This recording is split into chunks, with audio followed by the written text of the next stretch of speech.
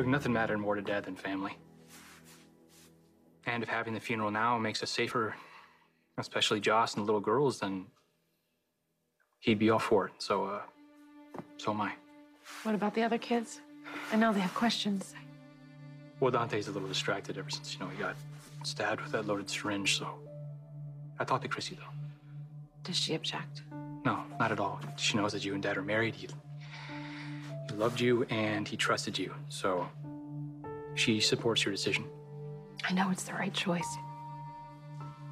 I hate it. Mike doesn't know who he is, but he sure as hell doesn't like cops. What if that's because he's a criminal, huh? What are we getting ourselves into? Trooper Finchley wasn't exactly friendly when he brought Mike home. It makes perfect sense Mike would prefer to avoid him. Except this isn't Mike's home. It's just a place he's staying in. We still know nothing about Oh, him. Lenny, that's enough.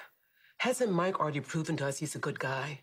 He came to your defense when that man tried to rob us. He's helping us out around here without even being asked. Yeah, because he's bipolar and was off his meds. Well, he's on his meds now, and he still almost single-handedly restored our kitchen. I swear, Lenny, you wouldn't know a blessing if it came up and smacked you on the nose. Listen, you know what? I hear what you're saying. And I'm sorry that I got frustrated. But there's something about going to that state trooper that doesn't feel right in my gut. And you guys have been nothing but kind to me. I don't want to be a burden any longer, so I'm going to pack up my stuff and move on. No, Mike. I'm not going to let you do that. You won't let me leave? What you do is your business.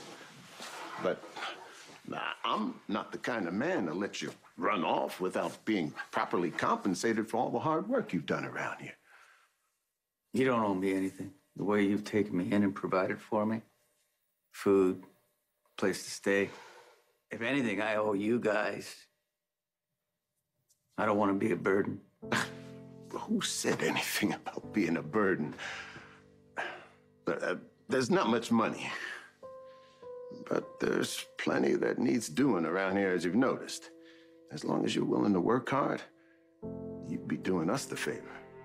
You need time to get back on your feet. Plus, if you stay here, I can monitor your medication, make sure you're on the proper dosage. Okay, I'll stay. But I have my conditions. I've tasted your sauce. Now you have to let me make my own. So I've been going over the arrangements with Father Reyes, and he's been really wonderful. I ordered a headstone to be placed with Mike and Morgan. I know the importance of ritual and saying goodbye. I know we're probably not going to find Sonny's body. It's probably not going to be recovered, and I get that this is probably the only closure we're going to have, but it's so hard. I keep thinking of all the places Sonny's not going to be and all the experiences he's not going to see. And there's this gaping hole inside. Man, I feel like there's nothing around me but space. Especially when I'm here. I keep expecting Dad to walk through that front door. Yeah, me too. It's not like it. This wasn't always a possibility, given his line of work. I wasn't naive enough to think that life wouldn't catch up to him. But I just keep thinking to myself now, like, what are we gonna do without him? We're going to do what your father would want. We're going to keep going.